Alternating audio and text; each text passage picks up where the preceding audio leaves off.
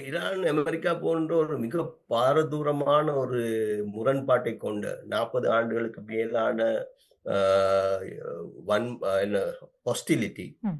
கொண்ட பிறகு 10, 15 ஆண்டுகளுக்கு மேலாக ஒரு நெருக்கடியான உறவில் இருந்த ஒரு நாட்டுக்கு இடையிலான விஷயத்தை ஒரு சுற்றுல பேச்சுவார்த்தையில தீர்க்கலாம் என்று யாராவது நினைச்சிருந்தான்னு சொன்னா, அது கொஞ்சம் ம். ஆச்சரியப்படத்தக்கதாக தான் இருக்கும். ஆகவே இது இலகுவாக ஒரு சுற்றுல 2 சுற்றுல முடியப் போற பேச்சுவார்த்தையாக இருக்காது. ம். அதன் காரணமாக திரைமறைவிலோ அல்லது திரைக்கு அ அ நேரடியாகவோ தொடர்ந்து பேச்சுவார்த்தை இடம்பெறுவதற்கான ஒரு சாத்தியம் இருக்கும் என்று நான் நினைக்கின்றேன். அவர்கள் ம்.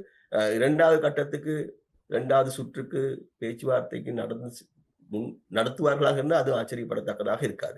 அது ம். இல்லாட்டியும் கூட பேச்சுவார்த்தை இல்லன்னு நாங்க எடுக்க வேண்டிய அவசியம் இல்ல. திரைக்கு பின்னால் நிச்சயமாக பேச்சுவார்த்தை நடந்து கொண்டிருக்கின்றது. நான் போன முறை சொல்லியிருந்தேன். இந்த முறை நான் அதான் அதான் அதான் அதான் சொல்லுகின்றேன். ஆனா ம். இதுல இந்த 2 நாடுகளுக்கும் இடையில அவசியமாக உடனடியாக பேச்சுவார்த்தை நடத்த வேண்டும். இந்த யுத்தத்தை தணிந்த நிலையில வச்சிருக்க வேண்டிய என்ற அவசியம் யாருக்கு காணப்படுகின்றன்னு பார்த்தீங்கன்னு சொன்னா, அது அமெரிக்காவுக்கு தான். ம். ம். சீன் அ ஈரானுக்கு அல்ல. அதன் காரணமாக பேச்சுவார்த்தை அமெரிக்காவுக்கு தான் அவசியமானதாக இருக்கும். அதன் காரணமாக ஈரான் மீது காரசாரமான நிபந்தனைகளை விதிக்கக்கூடிய ஒரு சூழ்நிலையில அமெரிக்கா இருக்கின்றது என்று நான் நினைக்கல.